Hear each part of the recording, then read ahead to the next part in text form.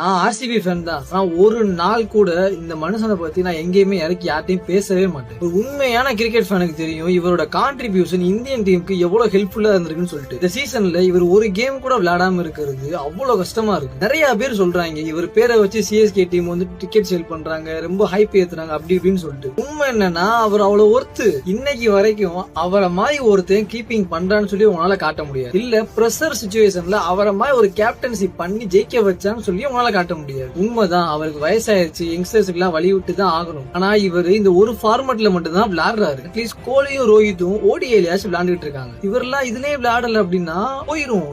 நம்ம பார்த்து வளர்ந்த பிளேயர்ஸ் யாருமே இருக்க மாட்டாங்க. அட்லீஸ்ட் இவங்க எல்லாம் கொஞ்சம் வருஷம் இருந்தாங்கன்னா இன்னும் நல்லா இருக்கும். உன்னே ஒண்ணு சொல்லிக்கிறேன், எல்லா டீம்லயுமே பிச்சு பிச்சு கொஞ்சம் தற்கொலை கூட்டம் எல்லாம் சுத்திக்கிட்டு இருக்கு. அவங்க பேசுறதான் பார்த்தா நல்லா பேசிட்டு இருக்கிறவங்களும் மெண்டல் ஆயிருவாங்க போல, அந்த மாதிரி பேசிட்டு இருக்காங்க. இதை பத்தி கீழே கமெண்ட்ல சொல்லிட்டு போங்க. அப்படின்னு அவங்க அடுத்த வேலை செஞ்சுக்கிறேன். டாடா.